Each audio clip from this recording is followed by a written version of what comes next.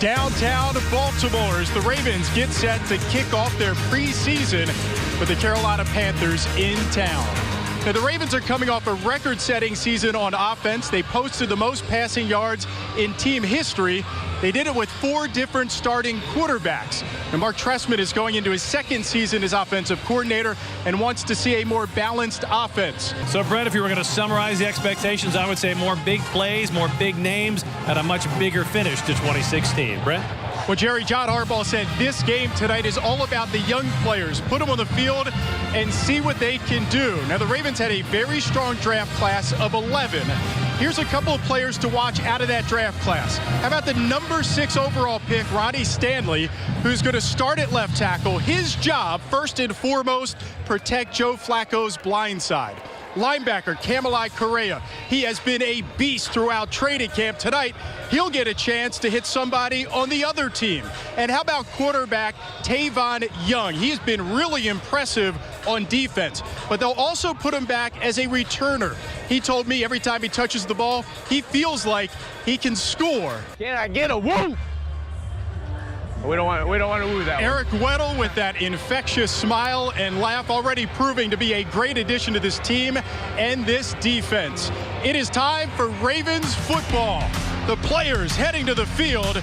Jerry, Stan, and Q will have the call. I'll be on the sidelines. Kickoff is next.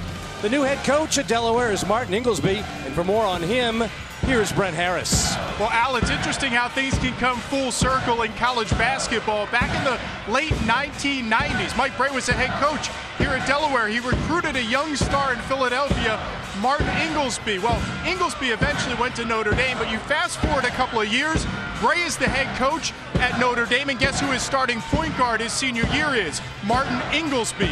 Well, after his playing career, Inglesby spent 13 years coaching alongside Brey.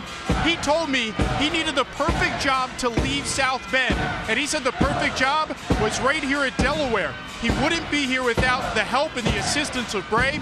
I asked him, what is the one thing that you learned that you take with you from Notre Dame and from Mike Brey? And he said it's positive attitude, Al. He said it's how you treat people and it's how you treat your players.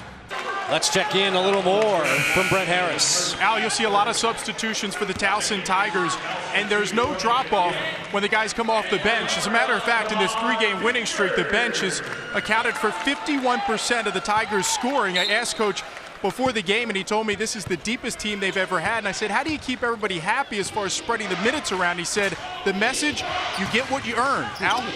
Real change of pace for the Ravens out here on the West Coast, preparing for a game on Sunday here in San Jose. A lot of the players told me it was like going back to college and getting ready for a bowl game. You're on the road.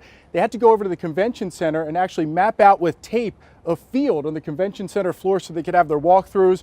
I think the guys have really enjoyed getting together, bonding this week on the road. And so they had that bus ride over to the Superdome. Ray went out, as you mentioned, onto the podium in front of so many cameras and microphones and so many questions.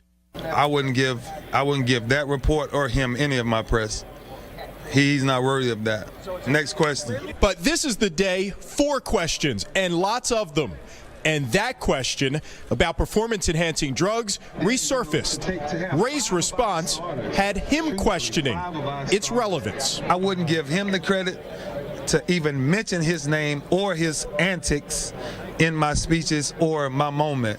I can't do it, so I won't even speak about it because I've been in this business 17 years, and nobody has ever got up with me every morning and trained with me. Every test I've ever took in the NFL, if there's never been a question if I've ever even thought about using anything. So to even entertain stupidity like that, tell him to go try to get his story off somebody else. And that was just a small part of Ray's day. And like a rock star, he commanded a crush of cameras as the countdown to his final NFL game continues, set to culminate on Super Bowl Sunday. When you talk about retirement, Ray, it's going from weeks to days, days to minutes, and minutes to seconds. Yeah. Are you going to miss any of this? Wow, I'm gonna miss my teammates.